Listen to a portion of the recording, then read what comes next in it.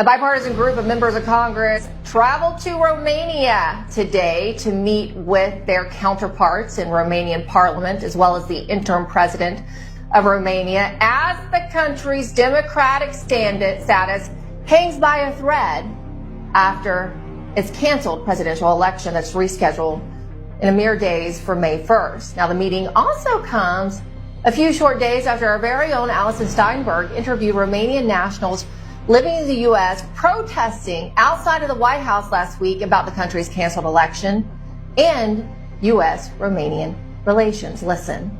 America cannot accept to have a strategic partner where is a dictator can cancel the election. It's exactly what the vice president said in Germany. You cannot be a partner with America and cancel the election just because you don't like the candidate. Exactly. It happened that the candidate who won the first round of election, he is the most loved candidate in the last 35 years. Wow. He was in phase to win the election by 70%. And Allison Steinberg joins us now from the White House with the latest.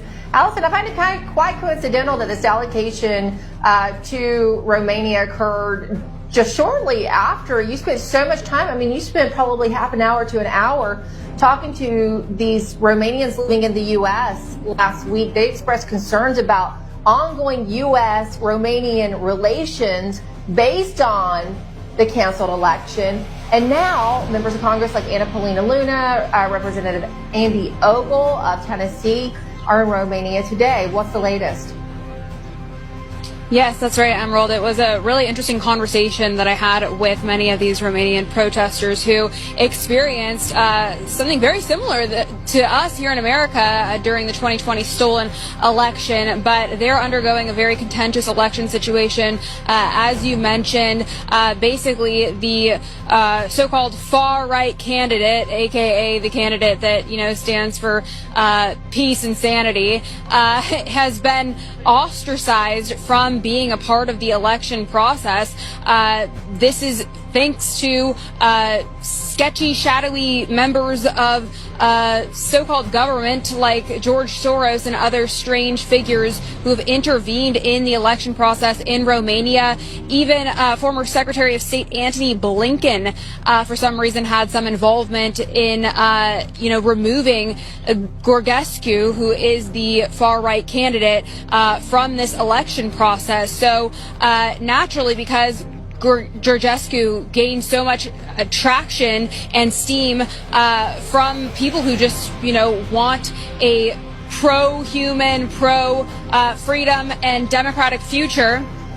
Of course, these other figures had to get involved and shut it down, much like they tried to do with President Trump here in America. So the Romanian people are very upset about this. Anyone who dares to speak out on the issue or voice their opinion on this, they say, is censored and canceled and shut down and even thrown into prison. So it's very scary what's happening over there. And so I was really grateful and pleased to hear that members of our own Congress are over there fighting on behalf of the Romanian citizens now, who really have had their voice taken away throughout this whole process. Yeah, you're absolutely right. Georgescu was the populist candidate, is probably the best way to describe it. And we've seen this push against populism, just not against Donald Trump, which obviously happened here in the United States, right? Starting in 2016 and all the way up to today, as he continues to face sabotage from even some members within his own administration, but particularly Democrats, which was on highlighted in the briefing that just wrapped up. And we'll talk with Kara Castronova in just a short moment. But this populist candidate has been barred by their courts there in Romania from actually being on the ballot, right? And it sounds like, according to the people you talked to last week, there's no remedy for him to get back on the ballot. There's a potential another candidate that is considered populist as well. We're going to talk about that in a moment with Brian Brown. But Allison, do you think the people you spoke to last week are encouraged probably by the presence of a bipartisan delegation from the United States in Romania? At least it's getting some attention now, right? Vice President J.D. Vance called this out when he was in Europe a few weeks ago, the situation. That's right, he did, and I think the Romanian people are probably very pleased about this. That's actually why they were here rallying in front of the White House, was to gain more attention surrounding this important issue.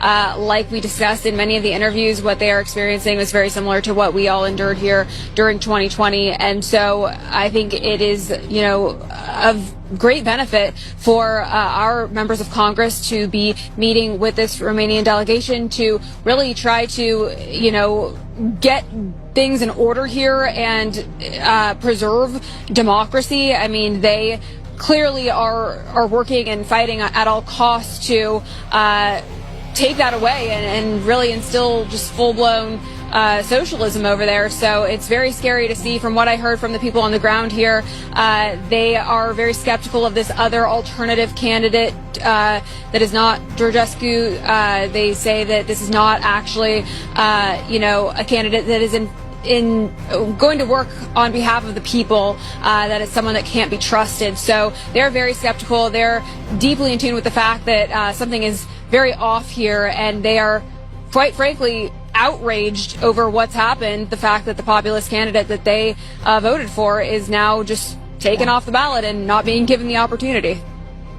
Yeah, there was a lady that you spoke with, really, her comment struck me because she noted that they know what it's like to live under communism. They know what it's like to live under an iron fist. And she told you this about the lack of freedom now in Romania. Take a listen.